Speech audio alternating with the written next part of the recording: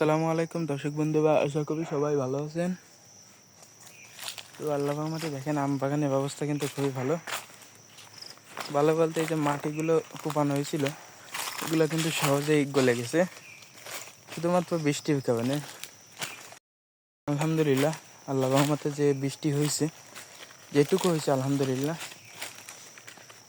কারণ বৃষ্টি না হলে দেখা যাচ্ছে আমাদের পানি নেওয়ার ব্যবস্থা ছিল না। আমাদের ঘাসের জমি থেকে যেখান থেকে পানি নিই ঘাসের জমির জন্য, সেইখান থেকে আনতে গেলে দেখা যাচ্ছে অনেক ঝামেলা হইতো। যে পাইপ লাগবে সে পাইপ আমাদের কাছে নাই, এছাড়া তেমন কোনো সুবিধাও নাই আমাদের এইখানে। তো দেখেন মাটি কিন্তু সম্পূর্ণ ভিজে, সম্পূর্ণ ভিজে মাটিগুলো। আর আল্লাহর রহমতে এই মাটিগুলা সামান্য একটু পানি পড়লেই আর কি গলে যায়, কিন্তু পানি না হলে শুকনোর সময় যে এইখানে এত শক্ত তা বলে বোঝানো যায় না। কোদাল কোপ দিলে স্প্রিং করে এত শক্ত। তো আলহামদুলিল্লাহ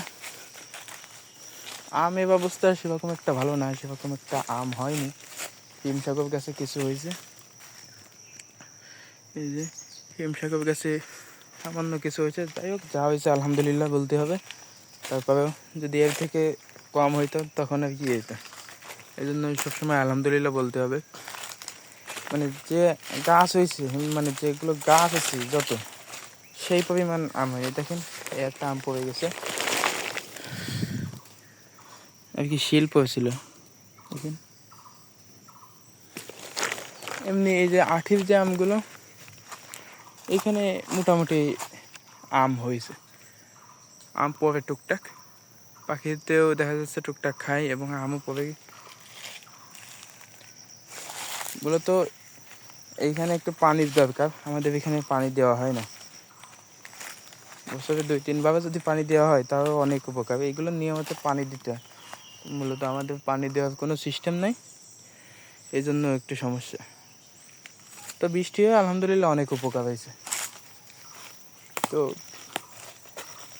এই ছিল আমাদের আজকের ভিডিও। আর একটি কথা, যে আপনাদের যাদের আম গাছ আছে বা যারা কৃষিকাজ করেন, আম গাছের খুব অভিজ্ঞতা আছে, অবশ্যই আমাদের জানাবেন কী করলে ভালো হয়।